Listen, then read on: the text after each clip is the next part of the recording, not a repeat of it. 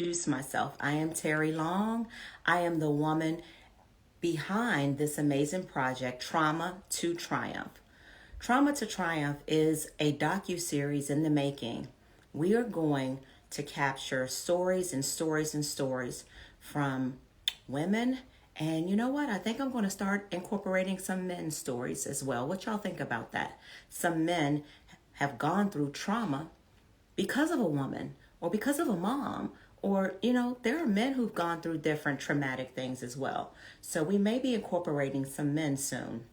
Stay tuned for that. But again, it's a docu-series where we're going to share stories of how we transition from trauma to triumph. And you know why we're doing that? Because there are a lot of graves, y'all. Graves, Graves, yes, in the cemetery, that got stories in them that were never told. So we're going to use the wisdom that we have. We've had experiences that gave us wisdom, and we're going to use our wisdom to share with others so that we can heal millions of people through the sharing of our stories. How did we go from trauma to triumph? There are people still in trauma and they don't have a way to get out. We need to be able to share our stories so that people that are not in a position to talk, people who are not brave enough, strong enough, that they get the courage to do so. We have been healing people we've been doing this since April. And let me tell you something, the people that have been healed from these stories alone is a big number. And that's what keeps my heart going for this project. That's what keeps my drive going for this project, because I know it's helping others. That's the whole purpose. I want to change the lives of millions of people through the sharing of our stories. We've got some amazing people as part of this project. I am claiming it now that I'm going to have Oprah Winfrey on this show one day. I'm going to have Mary J. Blige. I'm going to have Viola Davis. I say it every week because it's a manifestation happening. That's exactly right. I'm manifesting something here. But in the meantime, we do need funding to keep this project alive. I haven't been able to start filming in the studio yet because, you got to hire film. I got to hire people to film. I have to hire editors. I have to hire marketing and brand specialists. So in order for us to get the docu-series really, really going, we've got to get some funding up. And so that's why I put in my comments a way that you can help keep this project alive. I've gotten donations as small as $5. And let me tell y'all something. I am super grateful. When those $5 donations come in, whatever the amount is, I'm always super grateful. So please, there's no amount too small. There's not a limit on the number of times that you can donate. So I am truly grateful for any type of donation that you're able to give to this project. If you know of any philanthropists that are support missions that surrounded by mental health initiatives, domestic violence, child molestation. We've had rape issues here on Trauma2Triumph. So all of these different things fold into trauma. Trauma can mean something different for everyone. I've had different moments in my life where I've gone through trauma as a woman. I went through trauma as a young child that we'll talk about at some point throughout this docu-series. I've had trauma as a teenager. I've had trauma of divorce. We're going to talk about a lot of those different types of things as we go along. And so trauma can mean something different depending on who you are. Some people have gone through traumatic medical experiences. So again, triumph, just like trauma, triumph means something different. And I don't want people to misconstrue that triumph simply just means that you are wealthy. That doesn't mean that you're triumphant. Triumph could just mean I'm alive. I made it through the trauma and I'm still alive and my heart still has love in it. So that could mean triumph for many people. I know for me, triumph just means, yes, I am still here and I am an amazing woman with amazing children, an amazing husband. My parents are still alive. Listen, that's triumphant for me. I'm not wealthy or any of those things, but I've gone through traumatic episodes of my life and I have lived to talk about it. So much so that I created a project, Trauma to Triumph, to involve other people so that we can make a huge impact in this world together, changing lives together. So that's what this is all about. And I want to introduce my guest for tonight. Miss Eva Pinkney is an amazing woman who's going to talk about the trauma she went through. And then we'll talk about her triumphant life right now. Eva, are you ready? I'm going to bring you in an invite. And I'm going, as you all, I don't know if you all know, I like to sit Indian style. There she is. Hey, Terry. Hello, beautiful. How are you? I'm doing well. How are you? I'm good. I'm You're good. good. You look good. Well, thank you. Word on the street is you just had a birthday. I did. That's true? Yes, ma'am. Well, happy belated birthday. Thank you. And thank you for being willing to give your time, your energy, and your candidness to Trauma to Triumph and to me tonight. And I appreciate it. I'm just thanking you in advance for that. You're very welcome. So you guys, this is Eva Pinkney, this beautiful lady here. And Eva, why don't you tell people what I like to do?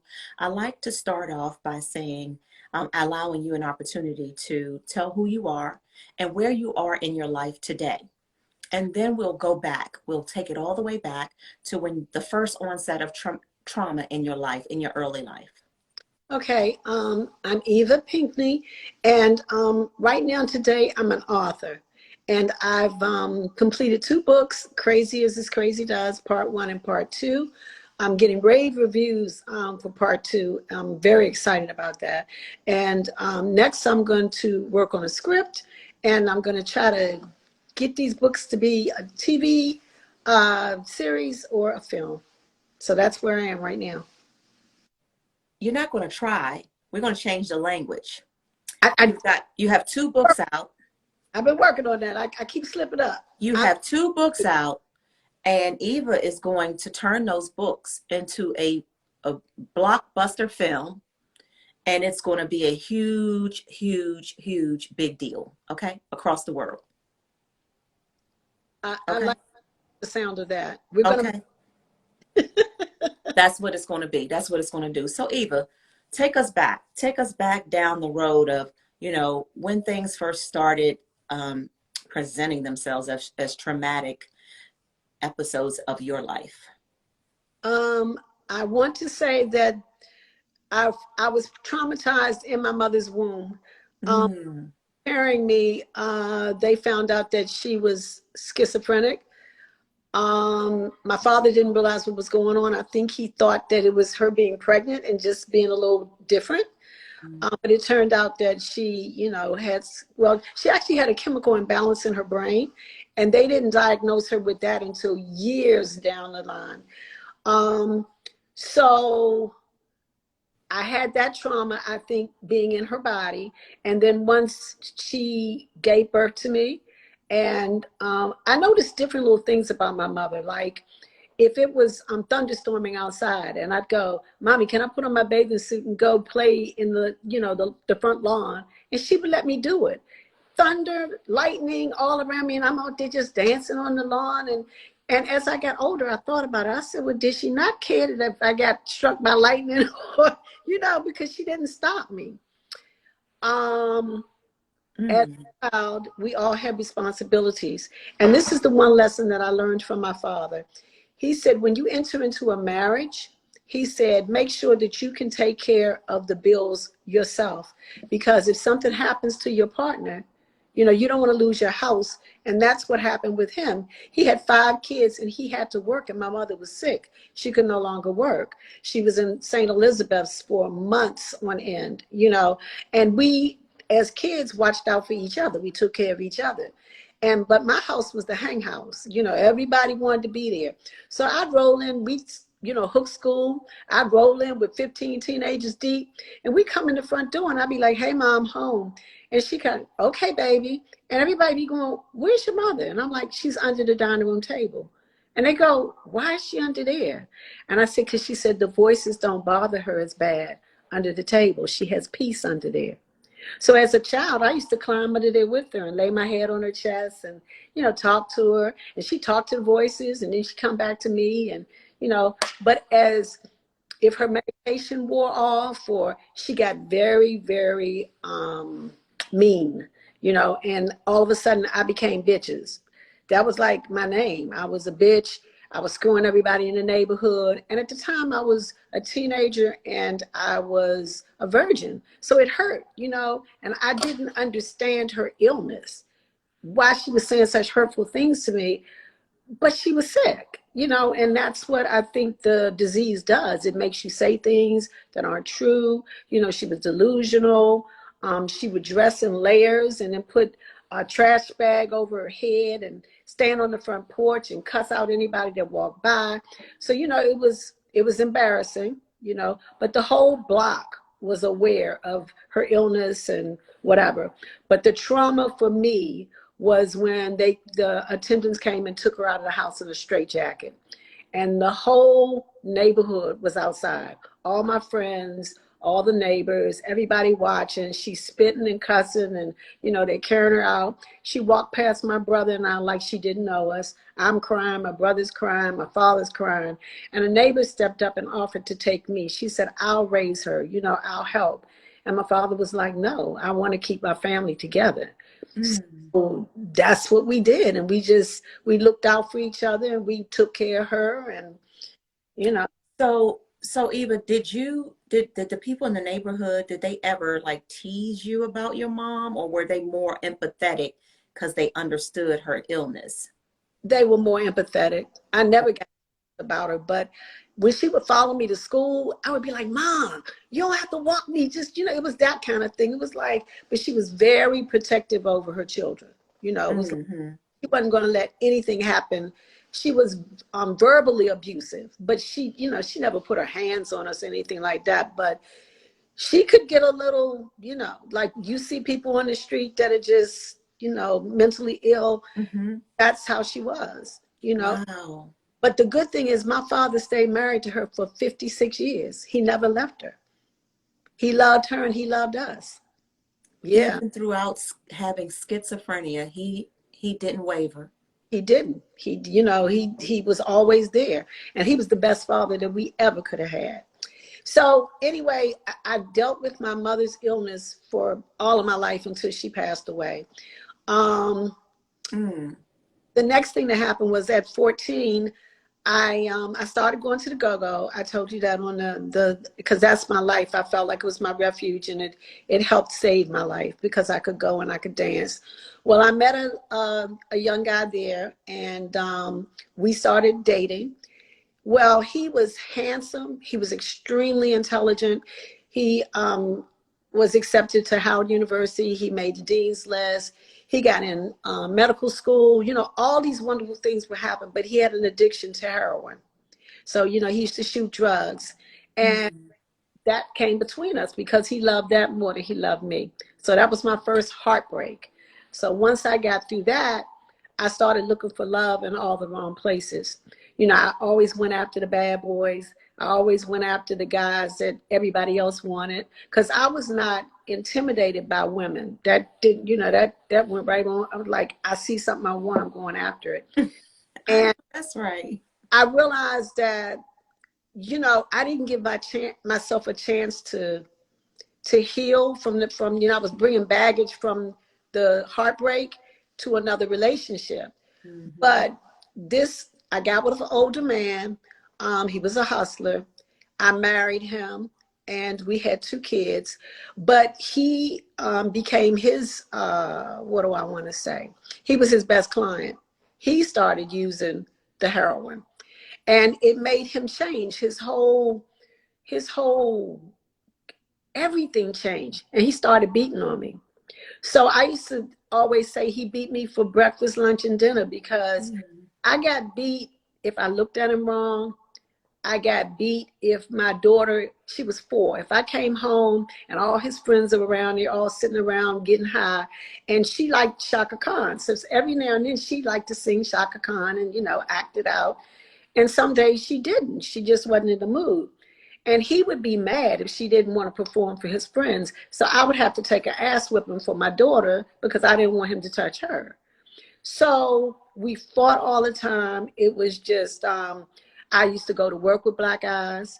And I got hit in the eye so much I had a detached retina. And that if it hadn't been detected, I would have lost the sight in my eye. I had to have laser surgery to seal it back. I was afraid of him. And then I got to the point that I was depressed. And I just, it was like every day was just a routine, getting up and going to work because I knew I had to take care of my kids because he was on drugs. And if I didn't get him money, to feed his sickness, he would, he'd beat me for that. I got beat for everything. And I had to keep up this face like, everything was just fine, and it wasn't. I was struggling. Let me just take a quick time out and ask you, because I know for me, as others may have the same question. After the first couple of beatings, Eva, what made you stay? The depression. I couldn't figure out how to get out of it. I was afraid of him, and then I was depressed. I was just like, and it seemed like years would just go by. You know what I'm saying? That I just was just functioning and going to work. It got to the point, my father he used to come and steal my car at night, when we were separated. And so I'd go out to go to work in the morning and my car was gone. So my father would be like, okay, just take my car. One day I went out there, my father put the stick, remember the security stick that you could put on the wheel that you couldn't take it? So he was furious that he couldn't take the car. So I went out one morning and the windshield wipers were all bent up. So my father was like, don't worry, I'll take care of that, okay? The next morning I came out, all 4 tires were flat, car sitting on the ground. My father was like, don't worry, I'll take care of that, take my car. Came out the next morning and I closed the door and the entire back window just shattered. I was just like, what, it's like, and then he went from that, well, I'm skipping ahead. He went to jail, and when he went to jail, that was my perfect opportunity to leave, right? He hit me with, I knew you weren't woman enough to do this bid with me. And me with my stupid self was like, oh, I'm woman enough to, what do you mean I'm not woman enough to do this? And I hung in there with him through the bed, got him through jail. My daughter, my oldest daughter, her first plane ride was to go see him in Atlanta Penitentiary, and I think back on all the things that I did, and I'm like, none of this made sense. But when he came home, he couldn't really get a job. Met some woman that, liked what she saw, wanted him for herself. Me and this young lady ended up pregnant at the same time. Wow. He was basically living with her, living with me, and he got on the pipe. He started, hitting the rock, cocaine. Mm-hmm. And he in turn wanted to pull me in with that. So I wanted him back so bad, I became a partner. And then I got all caught up in that. Mm-hmm. And it was really, really hard coming up out of that, getting my life together, because people use you. When you're on drugs, and I was surrounded by notorious drug dealers, bank robbers, stick-up boys. So when I was doing whatever I was doing in the street, nobody bothered me because it was like, don't mess with her because it'll be, retaliation. It'll be whatever. And so I never felt afraid moving around the way I was doing because I was acting like a man in a way. You know what I'm saying? Yeah. Was cold on the inside because I had been beat so much that I couldn't even cry. Yeah. And my kids, I scarred them because, like, say at Christmas time or birthday, and I'm giving them gifts, and they want to come hug me, and I'd be like, no, don't hug me, because I didn't want to cry. So it got so bad that the times that I should cry, like at funerals or whatever, I couldn't cry. You couldn't? I couldn't. I was in a really bad headspace, really bad. But I maintained my jobs. I continued to get promotions. I did well. It was like I was a chameleon. You know, it was like, I was going to say, Eva, how does that work? You know, how do you, you know, you get beat so badly, you still go to work. He's in prison. I mean, you go to work. He comes out and he get, you know, you on crack, he's on crack, you still get to go to work. Like, how do you have this, it's almost like a dual life, a double life. that's exactly what it was. But my children kept me from going over the edge. My children made me get up and go to work. I mean, I would like hang out, go to the after hour spot, you know what I'm saying? Come home, take a shower, and go right to work. Mm. And, you know, and I had my family. My family was my support system. So they would watch my kids when I was ripping and running the street, you know, because I think my father just felt like he didn't know whether I was on the verge of having a nervous breakdown. He always, I think, would look at me and think of my mother and be like, I don't really know what to do. I'm just going to let her do until she either falls on her face or, you know what I'm saying, or she Yeah. asks. And my Yeah. sister told me one day, because this is what I did, Terry. You know how when you're trying to wean a baby off the bottle and you want to put them on the sippy cup? In my craziness, I decided I was going to take the bottle from my daughter, and I left. My sister doesn't drive. I left, and I'm somewhere getting high, and she calls me. She's like, where's the baby's bottle? I don't, you know what, I mean. So when I finally came home hours later, she said to me, you have a problem and you need help. And Terry, I walked away from that pipe like I had never put my lips on it. I just stopped. And everybody says most people can't do that. You know, you either need to go into rehab or you got. I just said I'm done, and never went back. Wow. I know, Just like that. just like that, walked away. Wow. Yeah. Wow. I am I very seldom am speechless. My Very seldom. I usually have a comeback. I'm just sitting here like, wow, Eva. yeah. I just can't even imagine. And then, you know, it didn't make it any better. Even when I decided I wasn't going to deal with hustlers anymore, and I got me a so-called Bama, he turned out to be a womanizer. You know what I'm saying? It was like her best. So wait. So you say you when you was like, you know what? I'm done with these street dudes, these Right. hustlers. I'm done with that. I'm gonna give me a Bama Yeah. I'm cornball. working a 9 to 5. You know what I'm saying? He was handsome, but he definitely wasn't really my type. But I was like, oh, you know, I think I can make this work. And boyfriend was a habitual cheater. I was just like, I can't win for losing.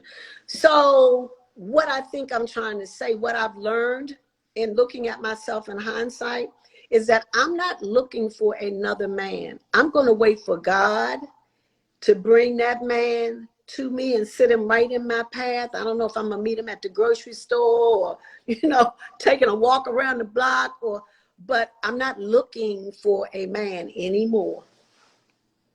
Anymore. You're gonna allow God and the universe to be the man for Eva, for you to live out the rest of your golden years. You're Exactly. gonna allow whoever it is supposed to be drawn to you. Yeah, yeah. I So feel that. I've been through so much, Terry. I mean, I could go on and on and on with the stories, you know.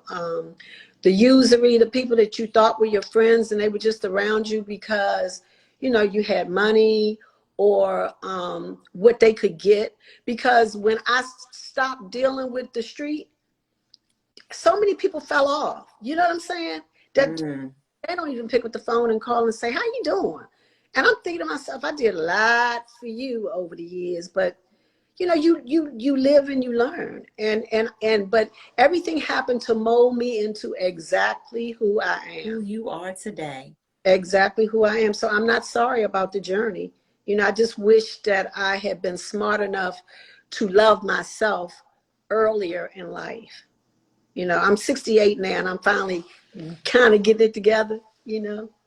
You were 68 lies. You're gonna have to put your driver's license up here on the screen. Ain't nobody gonna believe that. And I don't like to call people liars and stuff, Miss Eva. I don't like to do that, but I, Okay. I do have to ask another question about, because I wanted to go back. I wanted to ask you when it was time, when you said, you got out of that abusive relationship, like, did he fight you on that? Or was he like, okay, cool, because he had already moved on and he had gotten this other woman pregnant and all of that? Terry, this man started stalking me.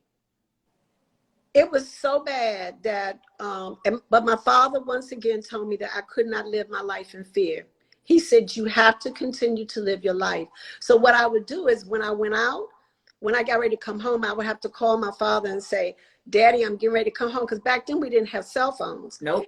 So I would have to call my father and say, Daddy, I'm getting ready to come home and I should be there in 45 minutes or, an hour or wherever I was, right? My father would be waiting for me on the porch. It could be 2 or 3 in the morning. He would be waiting for me because he would be out there times when my ex would walk up on me. And that's the scariest thing when you're getting out the car, it's dark, you're turning and he's just there, and I'll be like, Now, your dad must have been a very mild-mannered type of guy. Like, your dad never felt like, you know what, I'm gonna fuck him up. well, I'm sure that he really wanted to, but he wouldn't allow my brothers to do it because he said, I'm not going to let you all put your hands on him and get a murder charge. He said, until she's ready to leave. When she gets enough, when she's tired, we're all going to know it. And what I did, Terry, was after he kept, stalking me and walking up on me, I told my father one day very calmly, I said, the next time he comes from under a rock or jumps out of a tree or from behind a bush, I said, I'm going to buy a gun and I'm going to kill him. And that's just what I said to my father. My father said, how much did you say the attorney said the divorce would be? And I told him the amount. And he said, go get my checkbook. And he just wrote out the amount and told me he needed me to get divorced and just, but he made the mistake of showing up at my house on my birthday. We were coming back from a celebration in Baltimore. And I had a couple of drinks. So I'm coming across the street, but I noticed that all the lights were on in the house. And I was like, that's weird. It's like 12 o'clock at night. And my father was saying, just come across the street. Just come to me. And I was looking at him like, okay. Well, here he comes walking up on me. But he made the mistake of getting in my father's face. And that's all that needed to happen. My brother picked him up over his head and slammed him down to the sidewalk. My niece was kicking him. She was fighting so hard she came out her bra. I mean, they were whipping his ass, right? And now he's your first 2 children's dad, right? Yes. And so, they were beating him so bad until I was getting scared, like, oh my God, I don't want them to kill him. Not because, I didn't want them to get a charge. So right. Sister-in-law called the police. So when the police came, one of the guys said, Eva, one of the police, he was like, Eva? And I looked at him, I'm crying, like, I said, yes. And he said, don't you remember we went to school together? And I looked at him, I said, oh yeah, I do remember you. So my ex-husband goes, he said, oh, I guess you're gonna lock me up now because you know her, right? And so he said, that's exactly what we're gonna do. Yes, sir. And they put the handcuffs on him and they took him away. And that didn't stop him. He would show up there on my job, snatch my purse and run. And I just was like. Now, is this the same man you said had gone to Howard University? No, that was my first love. Okay, that was your first love. Okay, all right. This is what I got with after him. Okay. And so how was he as a father after all of this? How was he to your children as a dad? After he got off drugs? Because he's totally turned his life around. Oh. I know. They're blessed for that. Wow. Yeah, he did. He got his life together. And, I'm actually very proud of the fact that he is the person he is today. Wow. My father, when he first, changed his life, he asked me, he said, now that your husband has straightened up, do you think you want to get back with him? But by then I had outgrown him, and the love was, we had been through too much. Way too much. Yeah, I was like, no, let him go on and be happy, So he has a wife and they're doing really well and, nice house, nice car, dressing and all that, it's back like the person that I fell in love with, But what did you ask me, Terry, about the children? do you ever hold that other thought, but do you ever, like what you just said, you described all these amazing things, do you ever think to yourself, damn, like when I had him, I had the crackhead, the abuser, the this, the that, like, do you feel cheated? Do you feel like, you got the bad end of the stick when it comes to this man? I used to think about it. I was bad with him for 20 years. 20 years. Every time he came to graduations or anything for the kids, I cut up something terrible. I mean, because I just felt like all of this has been on me. How do you get to show up for the special occasions and just be like, hey, I'm the dad? And Right.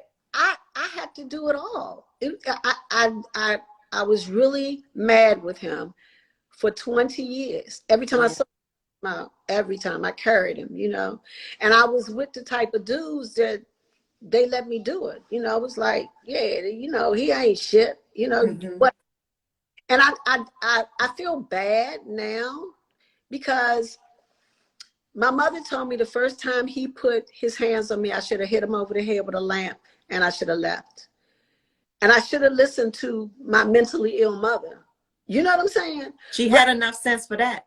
She did. And instead I hung it in. I was old school. I thought that when you are married and someone is sick, because drug addiction is a sickness, I thought I was supposed to stay with them. I feel you on that so much. I'm very candid about my life, and I'm a divorcee. My first husband, I remember moments and stuff like that. I wasn't physically abused, but I was abused in so many other types of ways, Verbal, that I won't get into right now because that'll take up your time, but it was abuse. I remember feeling like I would rather for him to just punch me in the face or do something like that than to do some of these other really abusive things. But I realized it was the substance abuse, right? And then I felt a sense of obligation. I said, well, when you get married, you're supposed to, it's through sickness, through health, and to death do you part. And I have to deal with this. I have to try to help pull him out of this. I have to. It's my obligation. But no, I don't. I did not want my children or me to grow up in such an unhealthy atmosphere of abuse. very unhappy. My oldest daughter is still scarred because she's watched us fight so much, and she's nervous around crowds, and but my youngest daughter, by the time she came along, I didn't care, and it was all out of disrespect. So she doesn't have the respect for him that my oldest daughter does, because I always taught her, always love your father, because he was on drugs, and always love your father. So she different relationship with him, than my youngest. And then my youngest is bipolar. So she's a piece of work, and I love her to death, but we were butting heads for forever because she didn't, I knew she was bipolar, but she wouldn't go get diagnosed. Right. So we finally found out in the last few years. And so now she's just much more calmer because, she understands I don't want to be locked behind those doors, and I don't want her to be locked behind those doors. So she's Hmm. saying, you know, it's an everyday uphill battle, but, we're getting there. Wow. So, okay. And so we've gotten all through that. You've raised your children. Tell us about the transition from, like the old Eva to who we see today. Like, was there, outside of you just getting fed up, was there anything else that got you to a point where you're like, I want better for me. I want better for my future. I'm not going to deal with these types of men anymore. Like, was there something, or just the fact that you were just tired of all of the old stuff that you had been through? To be honest with you, Terry, I used to walk past the mirror and glance. I never really looked. And one day I looked in the mirror and I didn't like who I saw looking back at me. And I Mhm. decided right then and there that I had to change. I had to work on me. I had to love me. And then my grandchildren were born, and they're 6 months apart. So, I used to cuss like a sailor. I mean, terrible mouth, okay? Mhm. And I said, oh, I got to stop cursing because they're going to blame me for these kids cursing. So stop cursing, you know. And every day I started working on me, just trying to deal with, because, you know, I really have anger management issues. Terry, I should have been in therapy so many years ago, but I didn't want to go to therapy because I didn't want it in black and white. I thought it was going to affect me getting jobs, and you know what I'm saying? So Mm-hmm. I just wouldn't do it. I'm like, no. But when I had to sit down and write these books, that was my therapy. I cried and I wrote and you know, and everybody's, what's taking you so long to write these books? And I'm going, man, you need to live my life and try to sit down and write some of this stuff. It's like, it was hard. It was like, I didn't want to do it. And then I didn't want to be a failure. I walked away from the firm. You know, I stepped out on faith, and it was like, what do? I got to finish the books. I have to. Otherwise, none of this would have made any sense. Right. And I went through the journey that I did so that I could write these books. And I still probably have 5 more books inside of me. That's why I'm saying TV series, because it's so much that I've been through. It's no way you and I can just talk about it like right here. I got in the car one day and literally was going to try to run my husband over. My nephew jumped in the car with me. That's the only thing that saved him. Mm. Saw him. He was stepping off the curb. I turned the wheel toward him and I stepped on the gas. My nephew turned the wheel and blew the horn. He jumped back on the sidewalk. That's the only thing that saved him. But I was 7 months pregnant. And you know what happened? I went into labor. This is after I had to have, see, I'm leaving this part out.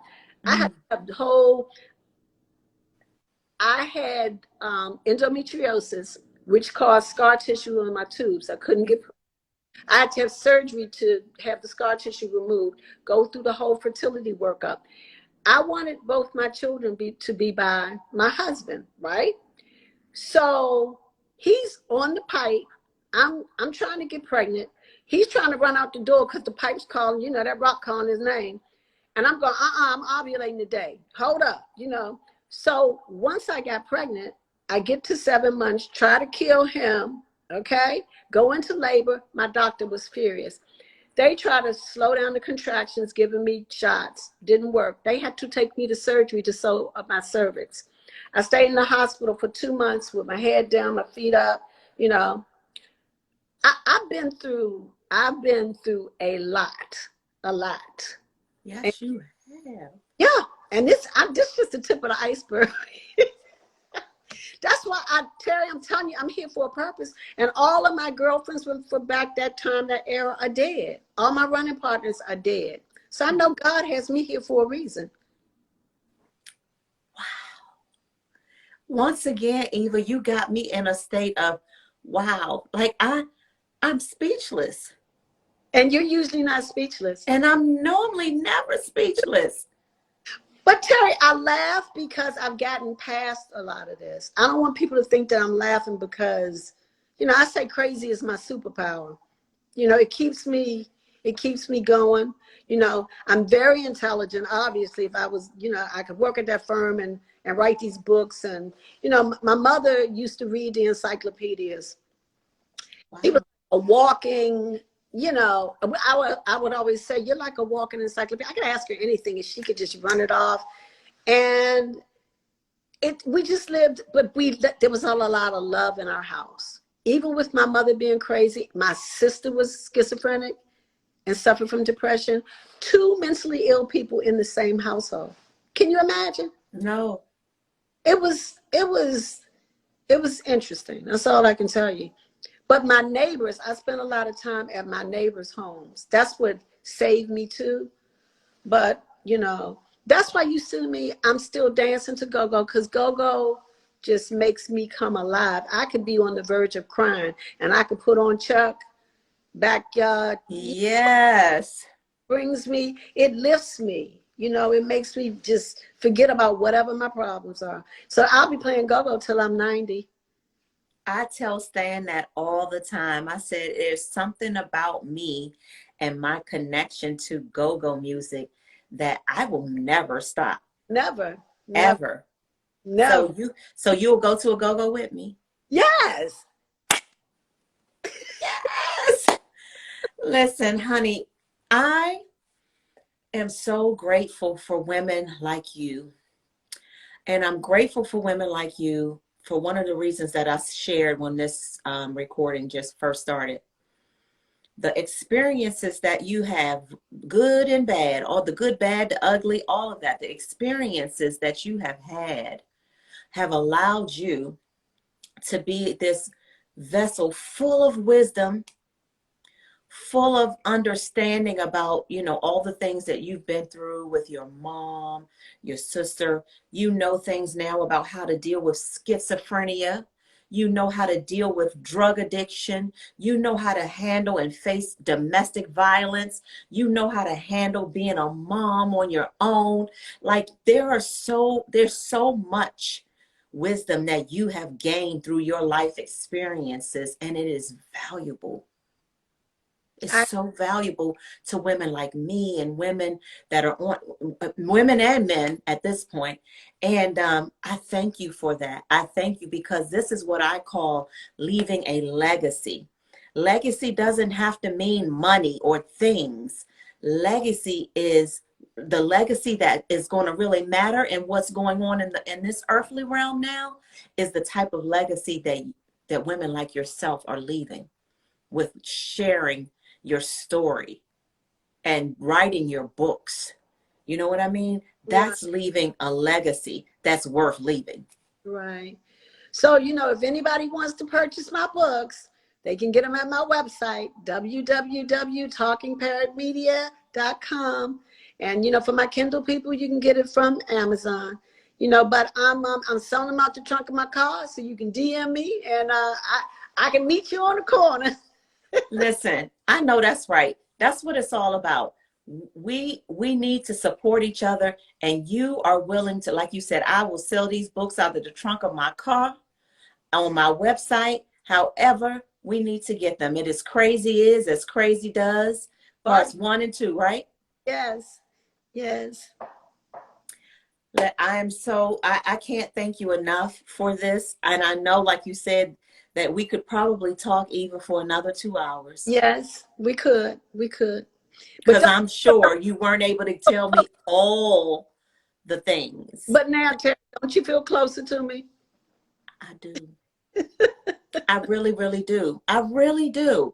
And that's why I said, what you have shared tonight has helped even someone like me. Like, I didn't go through most of the stuff that you went through, but you hit the nail on the head for me when you talked about your feeling of the sense of obligation you felt to stay in a relationship, in a marriage, based on like our beliefs, our old school beliefs, or our training, our upbringing, that Yeah. whatever it is, you got to stick it out, Yeah. you know and especially if there's an illness involved. Look what your dad did. Look at your example. Your mom had a sickness, an illness. Most people are not going to stay 50 years with someone who's schizophrenic. No, 56. He stayed 56.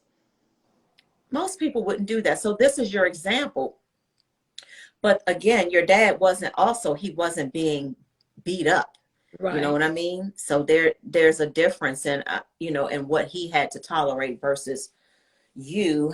And I'm so glad you finally found the strength to walk away from that situation, and Yeah, you understood when you looked in that mirror.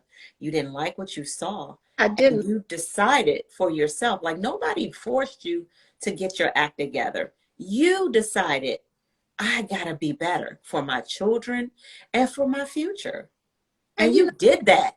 I kept asking my family. I said, "Can't you see? Can't you see I'm better? That I'm doing better?" And they kept going, "Yeah, we do see a change, And I was like, "No, I don't think you are really, because they weren't sounding convincing." I was like, "Look, I'm really putting forth an effort here, because I was like a little Hellcat, I'm in the street, road rage. Oh my God, follow people, want to pull them over, want to fight, all of that." And you every bit of 5 feet, And 5 feet, and you would have thought I was 7 feet tall. Didn't care. So I'm so glad, Terry, that I'm better. And I don't have to hide behind the smile anymore. The smile is genuine because I'm really happy. I'm like, yes, God, you doing it for me. You shining your light on me. Yes. And so, okay. And so you haven't given up on love. You're No, 60, you're 68, but you're still keeping hope alive for God to send you the man that is designed to live out the rest of your life loving Eva, right? yes, yes, exactly. I would never give up on love. In fact, the one that I was with, if he get his act together, we could, get back together. But he, I don't know what's going on with him. We're not gonna talk about that. And not bring my energy down tonight. Well, listen, if he's the one, you ain't gonna have to figure anything out, and you ain't gonna worry about. You ain't even have to say if he get his act together, because if he's the one, his act would get together. Okay. Yeah. Well, right now, Terry, I'm focused on what I'm supposed to be doing as far as the books are concerned, and teaching myself how to write the script and meeting all these people. Every time I go anywhere to events, I'm networking, I'm meeting people, and it's people that want to help me and are giving me just solid information. And that's where I am. I probably don't even have time for a relationship right now because every going I'm doing, and I'm starting a part-time job tomorrow. So hopefully I'll have a little bit of money to pay some of these bills. So I just won't, be banging my head against the wall. Not hopefully. Remember, we said in the beginning, we're going to change our language. You I, have a part-time job now, and you're going to have you got some extra coins to help you. It's not hopefully, it's going to help you do the things you need to do to keep your book projects and everything else you got going. It's going to keep it going. Yes, you are so correct. I just gotta, I have to change my mindset with my wording. Stan is on here. He said he has a script writer for you. So see, you just got to put stuff out there in the universe. I know, right? Yes. I'm just, I'm just so grateful. I really, really am. Yeah. I thank God all day long. I walk around and I just say, thank you, God. Thank you, God. Thank you, God. I don't know what I've done, but he got me. He got me. He wrapped around me this time. Yes. Yes, there's power in your words, Terry. Yes, words matter. I learned that late in life. I actually learned that with my husband. He taught me so many things about me and about my spirituality or lack thereof. And so over this last year, I've really put in a lot of work and understanding, who I am. And yeah, I'm 52, and understanding my spiritual journey is got to be the most important thing in my life. And I have been able to see how words matter. And I'm very, very, very careful about what I speak. And when I hear others speaking things that, are against themselves or not, doesn't leave the glass half full instead of half empty, I Right. correct it and say, no. Like I even have to work on me and say certain things. And I have to be like, oh no, Terry, change your words. Say what you want. Claim those things that are not as though they were. So if we don't see it, it doesn't matter. We still have to speak it as if it really is. I know. And I do well unless I'm nervous, and I'll slip back into the try and the hope and but when I'm talking to myself during the day, when I'm walking around here by myself, I'm focused on, saying claiming exactly what I want. That's right. We're going to continue to do that. I've been Let's touch and agree. That's right. There you go. We're going to touch and agree. That's what we're going to do. Well, honey, thank you so much. You and I, we are connected forever. Good. Okay. And I'm very happy that you're a part of this Trauma to Triumph project. This is just the beginning. I'm going to be calling on you when it's time for us to do some women's brunches, some symposiums, and just be ready when I call you, because we've got work to do out here in the world to help heal others with our powerful stories of the wisdom that we've gained through our life experiences. But Terry, that's what I want to do. I want to get into public speaking because I have so much that I can share with people, the things that I've been through and what I've come through. And I'm proud of myself. When I started working at GW, I was 18 years old and I just had Rocky, the oldest. I got her through GW, and she graduated from GW, and then she went on to Fashion Institute in New York and graduated there cum laude. I did all this by myself, a single parent, and I made it happen. I started working there like she's going to go to GW. She left there with no student loans. Mm. And to hear you say that after you've already told us all the other stuff that you had to go through, that's what I'm trying. That's God. It is God. You know, God was with you the whole time. The whole time. But he just had to let me knock my head a couple of times and like, okay, I'm gonna fall and let her. But he always grabbed me before I could go over that edge. Every single time. His grace and mercy is nothing better than that. I'm telling you. Nothing. Every time I hear these stories, I already know how powerful God is, but when I hear these stories every week, it's just confirmation over and over and over and over again of how real he really and truly is. I'm just so thankful. Like they can tell you, they never thought that I would be right here. And I wrote 2 books. They look at me like in amazement, like, whoa, she went from this to this. But they watched me work every day. You saw me at the firm. You never would have guessed that I had gone through all the things I've gone through. No, man. Partners. You know, I was the perfect little worker bee. People, you just never, ever know. You can never just look at a person and be like, oh, they got it all together. They've always had it all together. No.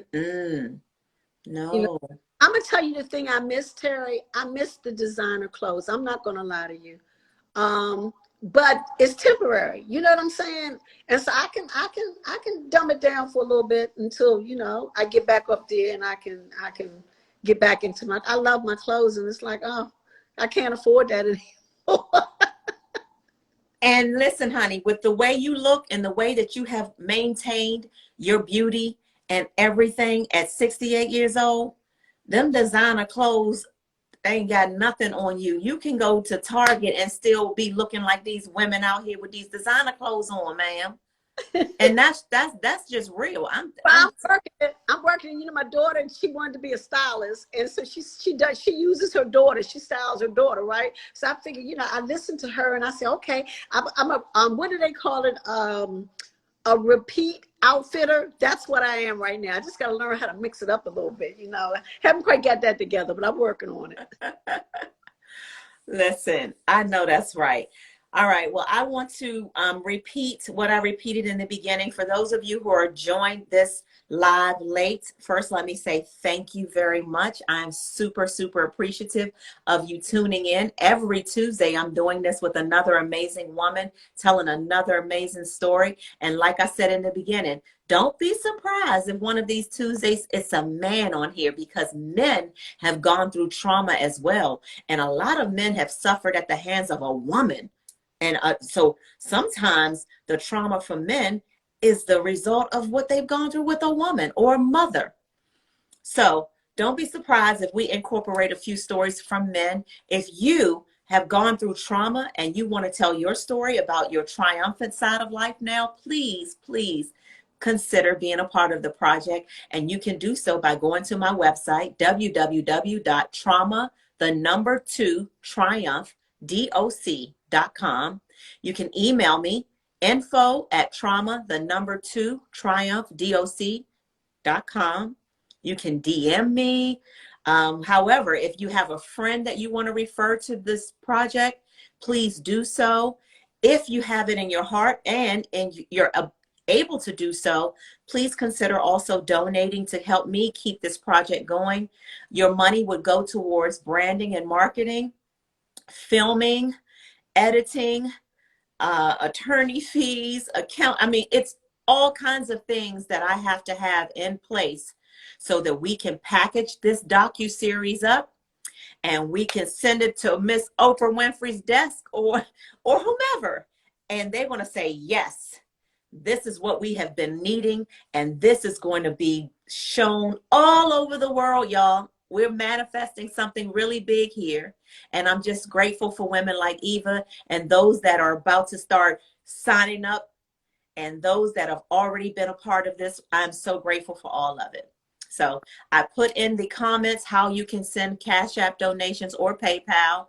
There's no amount too small. $5 is good. It goes towards the things that we need to keep this project alive. We're going to have some amazing women's conferences, some brunches. I'm going to have to do some traveling, get some sponsorship tables, and it's a lot of stuff that's involved. But God is making a way. Every week, God opens up another door for this project that I didn't see coming. So just know that your contributions are appreciated and are being put to use. Your prayers are even more appreciated. Your prayers help me more than any type of money. So just know that. So Terry, everybody wants to know where they can follow me on Instagram. Please tell them, Eva. At Talking Parrot Media. Talking Parrot Media. Can you tell them one more time how they can get the book? Yes, someone just tagged Tyler Perry and Oprah. I love y'all. We in this together. I feel like y'all are my family, and we are going to do something big together as a family.